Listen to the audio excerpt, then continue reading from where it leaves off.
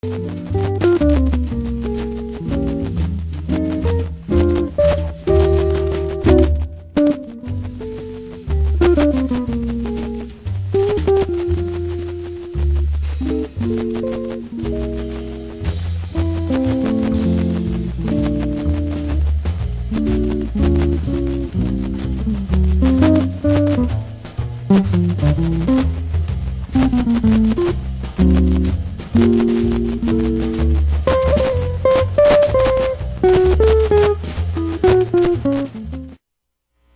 noches.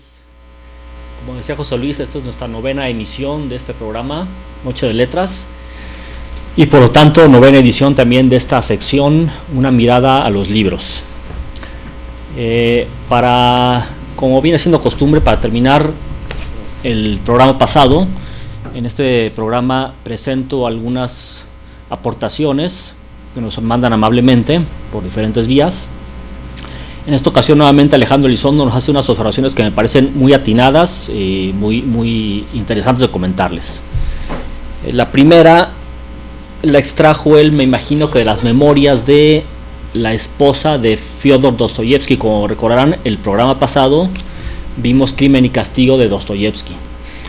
Entonces, el primer comentario es dicho por la esposa de Dostoyevsky. Dice: casi todos, se refiere a los escritores contemporáneos de su marido, casi todos eran hombres sanos y sin el aguijón de la necesidad. Tenían la posibilidad de meditar y cuidar sus obras. Fyodor Mikhailovich, en cambio, sufría dos penosas enfermedades. Tenía el peso de la familia y las deudas, y vivía en una cuantiosa incertidumbre por el mañana. Esto como hace referencia a la vida tan penosa que llevó Dostoyevsky.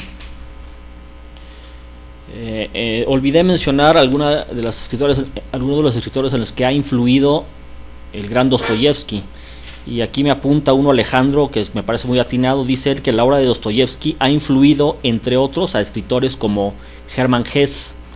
Ustedes han de recordar El lobo estepario de Hermann Hesse, una de las obras cumbres de este escritor alemán. Aquí me manda una cita de un autor ruso que se llama Alexei Remizov, que no conozco, pero que es una observación muy atinada. Dice este escritor: Dostoyevsky es Rusia. Rusia no existe sin Dostoyevsky. Y hay otros comentarios relevantes, como este que dice aquí: las obras de Dostoyevsky cambiaron la percepción de las palabras y la forma de contar las historias. Ejemplo de cómo representar la vida interior de los individuos, o los pensamientos acallados, o las ideas que no acaban de estar perfiladas, o todo el entramado psicológico del comportamiento humano. Esto reitera un poco lo que decíamos en el programa pasado acerca de la gran trabajo de introspección que tiene Dostoyevsky. Y por último, un poquito actualizado y enfocado al cine, nos dice que los personajes solitarios y atormentados de San Petersburgo de Dostoyevsky delinearon al antihéroe actual, que vemos reflejado en varias películas como Taxi Driver o El guardián entre el centeno. Pues muchas gracias, Alejandro, son muy atinadas sus comentarios. Con esto damos el cerrojazo al programa de Dostoyevsky. Y cuando alguien nos habla de Dostoyevsky, inmediatamente se prende un foquito en nuestro cerebro que nos dice Tolstoy.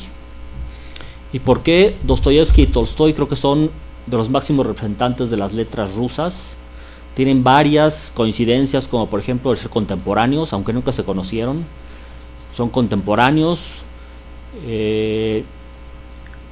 ambos son rusos, ambos son hijos del realismo ruso, y ambos, algo muy interesante, sufrieron durante sus vidas una especie de transformación espiritual por diferentes caminos. Dostoyevsky a través del sufrimiento, de las adversidades y del dolor físico y moral, y Tolstoy por una especie de autoconvencimiento al estar él mismo examinándose interiormente, examinando su vida.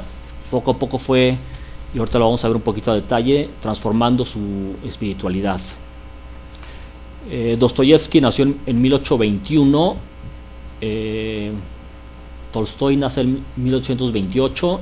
Tolstoy es hijo de una familia muy acomodada, de la nobleza, de la rancia nobleza rusa.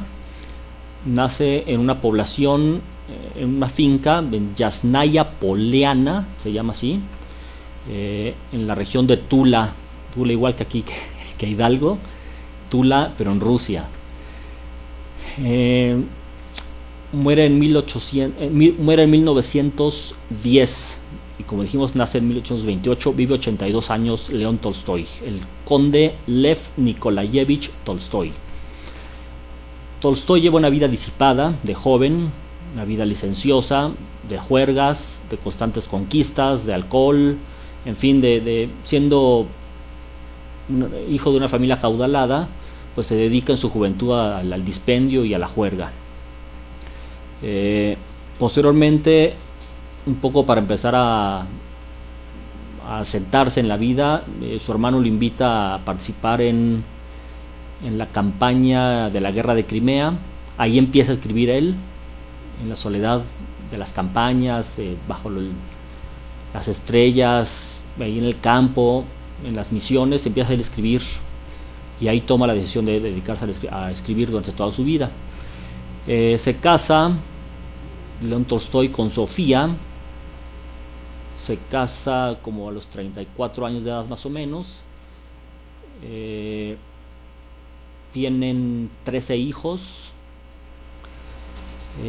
La mujer de Tolstoy, Sofía, pues prácticamente estuvo embarazada 25 años, entre hijo y hijo, y entre los 9 meses de embarazo estuvo 25 años en constantes embarazos. Sin embargo, le ayudaba a León Tolstoy en su proceso creativo, le hacía correcciones y sobre todo le ayudó, ustedes han oído hablar de su obra Guerra y Paz, le ayudó a copiar, a hacer 6 copias de esa obra, que nada más y nada menos es de 2000 páginas. Con todo y esto, Tolstoy empieza a sufrir una especie de metamorfosis espiritual.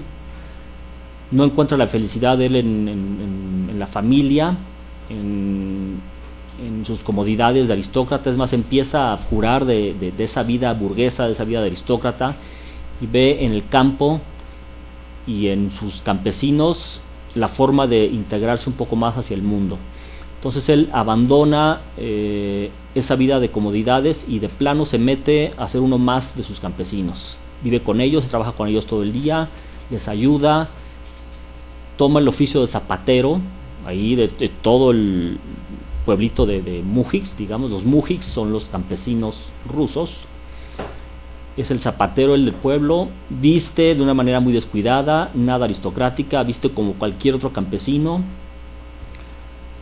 En las reuniones con la aristocracia, su casa la descuida, las reuniones con la aristocracia ya no existen, y esto le empieza un poco a molestar a su esposa. Tanto es así que empieza un proceso de deterioro en su matrimonio, y esto llega a sus límites cuando Tolstoy decide donar todas sus propiedades y todos los derechos de sus obras al pueblo, a los campesinos. Pues ya se imaginarán cómo tomó esto su esposa.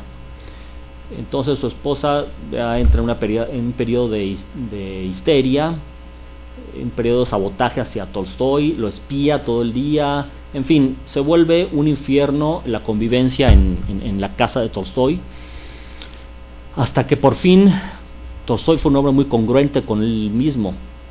A los 82 años, después de 50 años, casi 50 años de casado, decide abandonar su casa. Y se supone que básicamente es por 2 razones. Uno, por el acoso de su mujer, por el espionaje que estaba sujeto, le espiaba todos sus papeles, se los revisaba, veía que, en fin. Una fue esa razón, esa labor de espionaje y de molestar a Tolstoy. Y la otra fue, dice él, aunque viva yo con mis campesinos, sigo siendo el dueño, quiero abandonar totalmente, quiero ser muy radical y abandonar totalmente esta vida burguesa. A esa edad se escapa en plena noche, cuando todos están dormidos, como un adolescente, se escapa de su casa solamente con su médico de cabecera porque ya estaba enfermo el conde. No se tiene bien claro hacia dónde fue. Se fue hacia cuál era su destino más bien. El rumbo que tomó fue hacia el sur.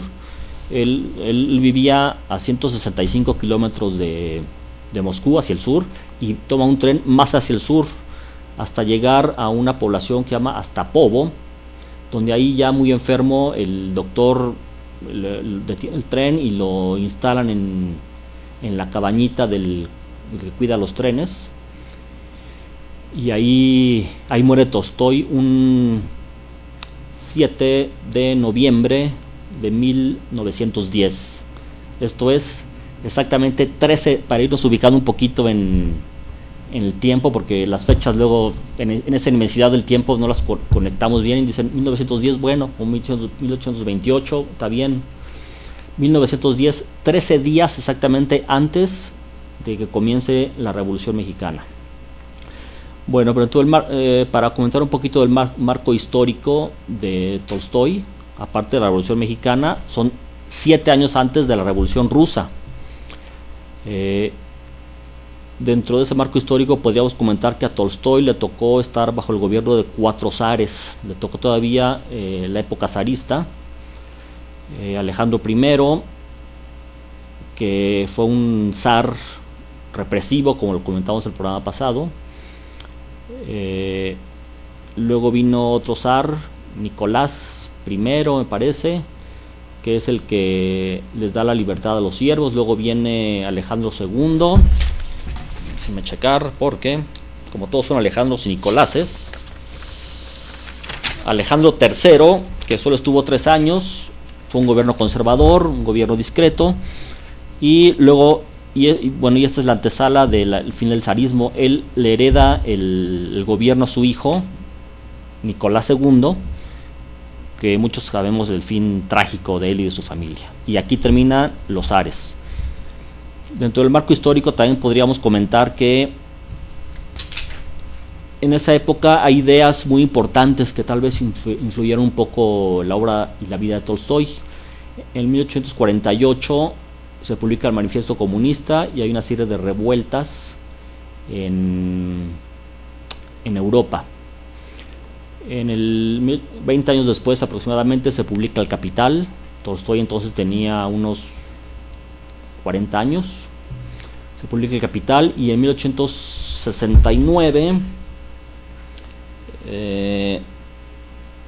59 salen las teorías evolucionistas de Darwin.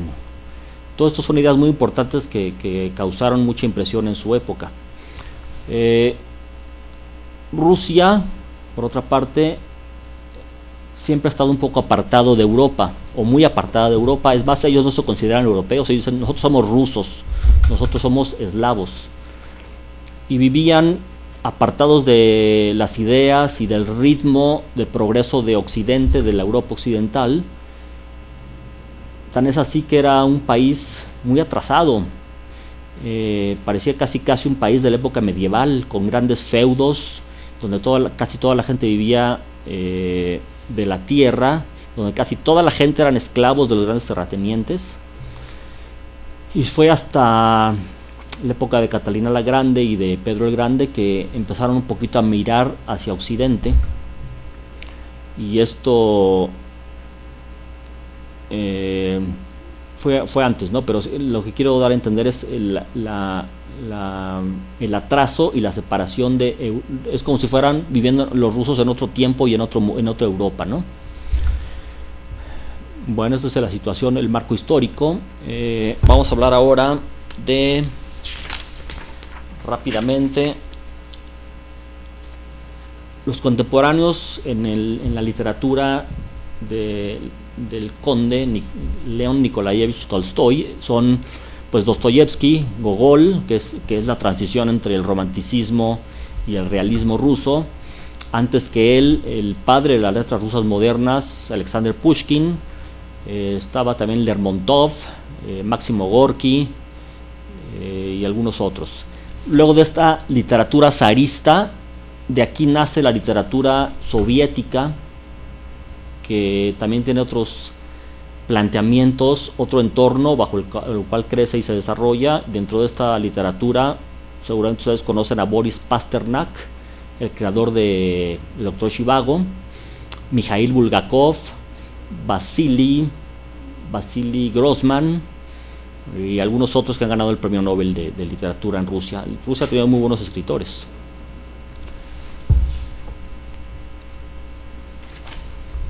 El estilo literario de Tolstoy, como les decía, es realismo ruso, y en resumidas cuentas el realismo es un poquito una respuesta al romanticismo. El realismo se apega más a la realidad. El realismo no plantea realidades ideales, sino se apega más a los hechos.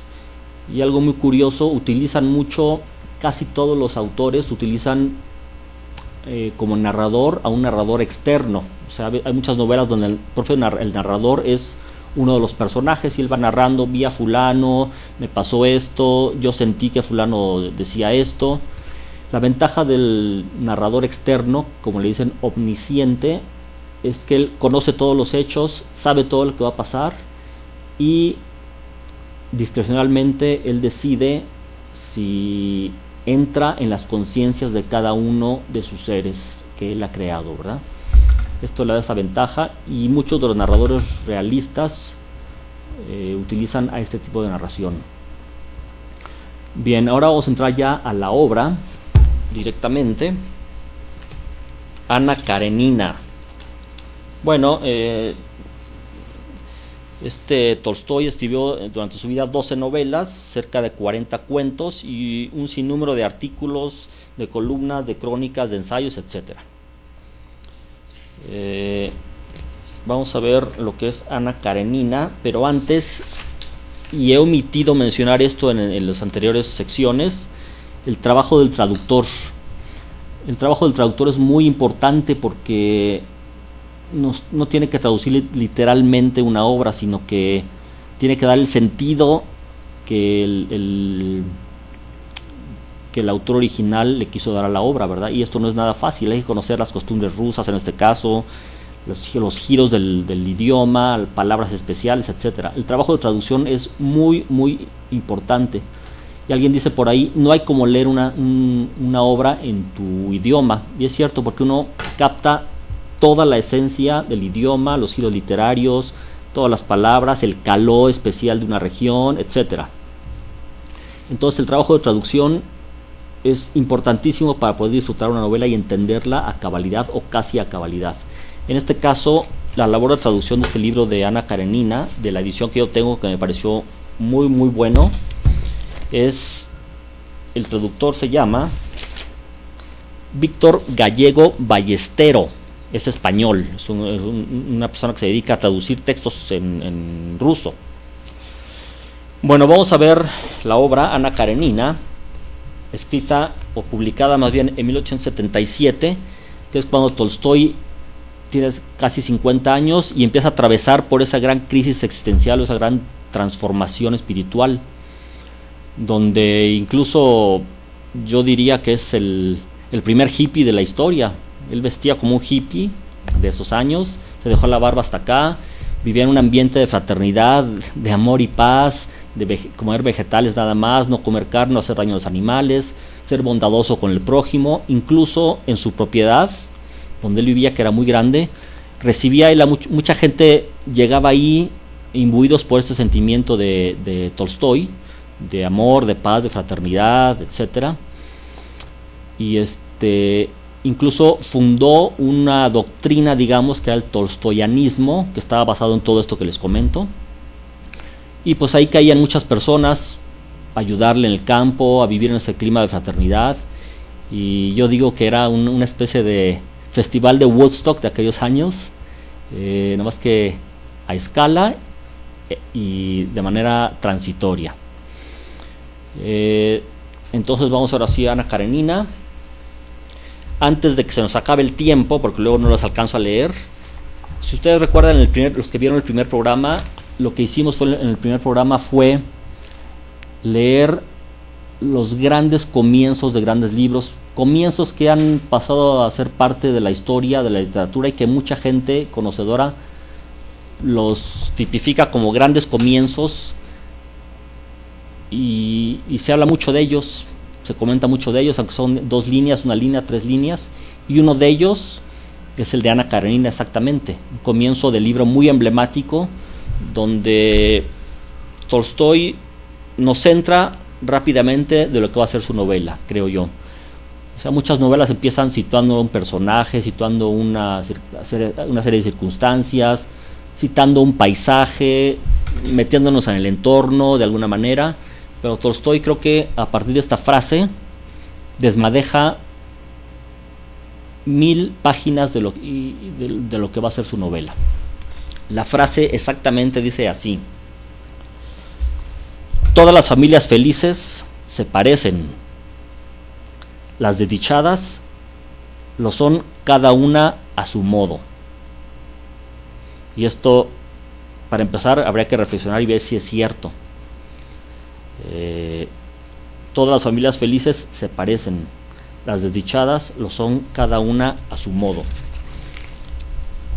Y en especial este incipit, que se le llama así, lo he encontrado yo citado en muchísimas novelas, muchísimos escritores lo citan, articulistas, columnistas, en revistas, no sé, tiene algo que ha quedado muy marcado en el imaginario colectivo.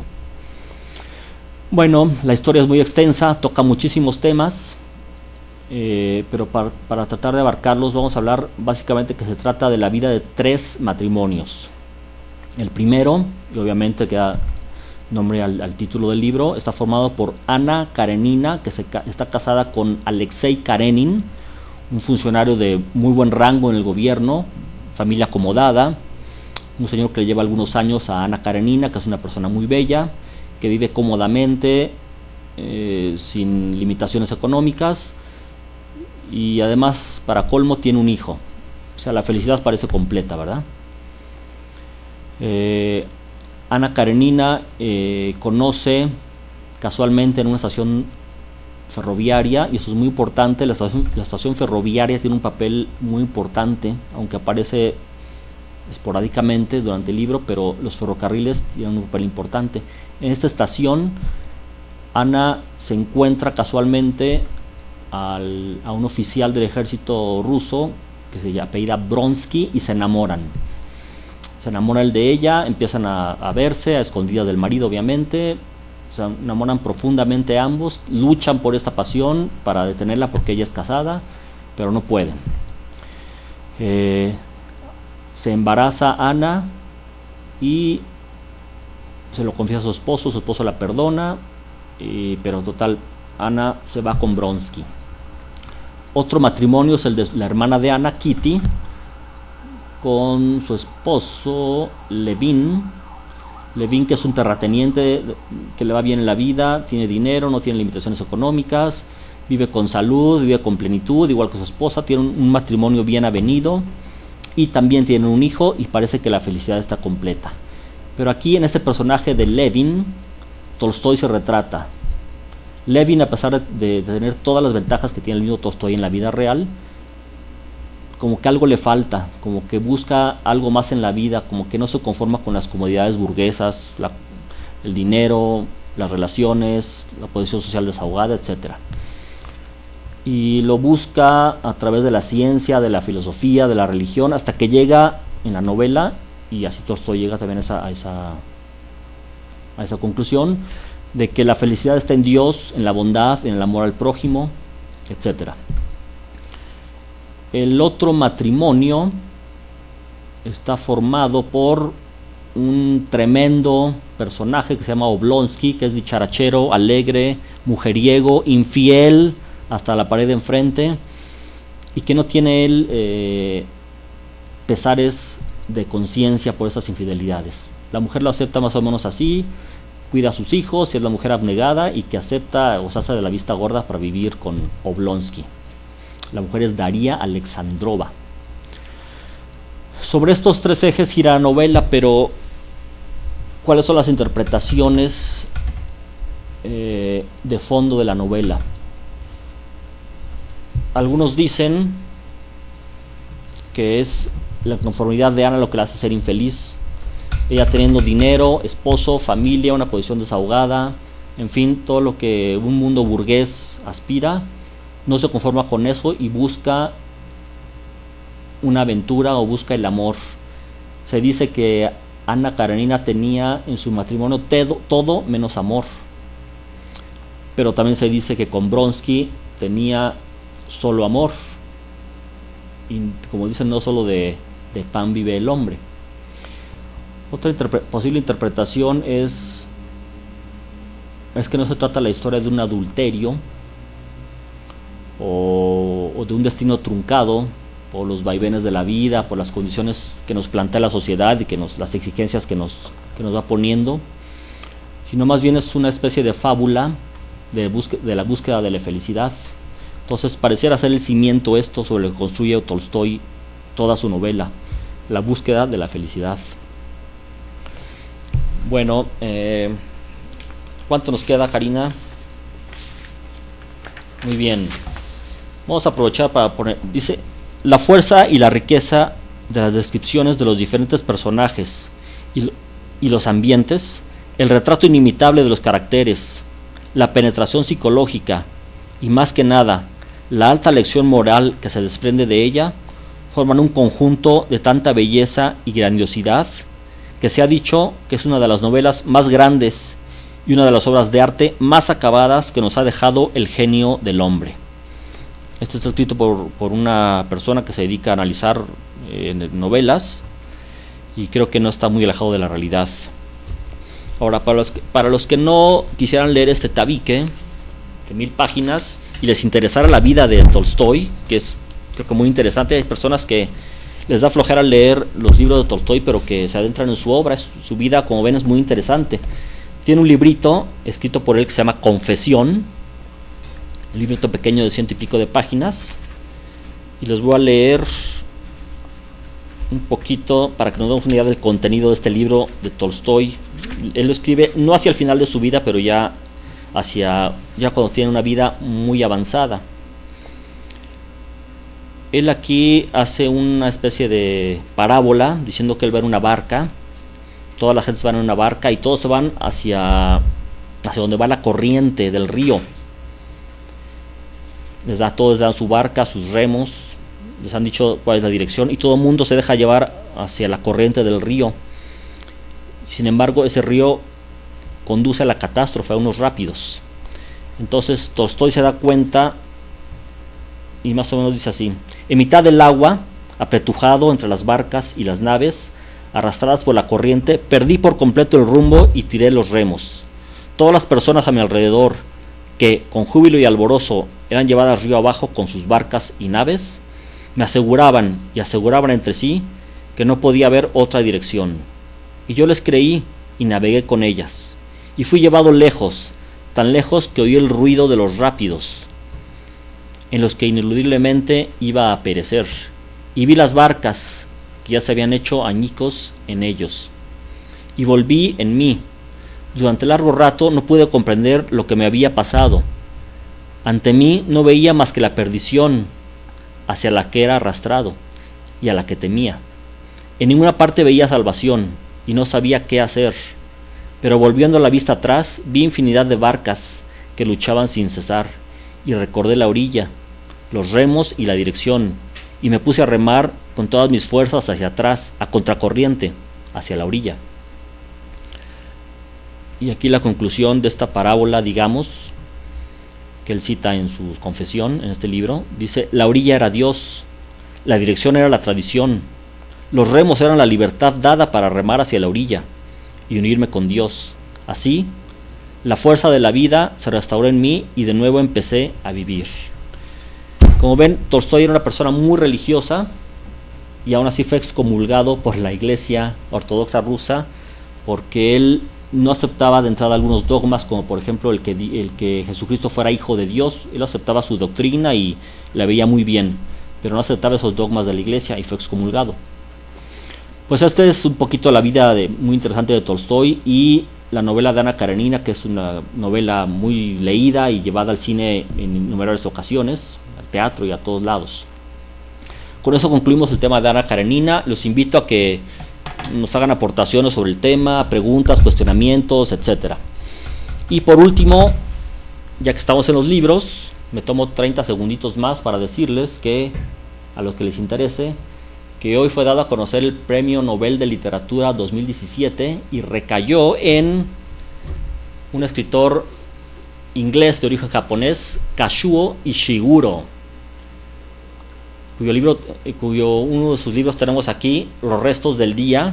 Es un libro, creo que es una pequeña obra maestra de este autor, que fue llevada al cine con Anthony Hopkins y que se le llamó Lo que queda del día en el cine. Los invito a leer este autor. Es un autor ligero, libros delgaditos, pero que tiene una sutil forma de decir las cosas y una maestría genial para escribir. Pues muy buenas noches tengan todos en este jueves y nos estamos viendo la semana que entra. Buenas noches.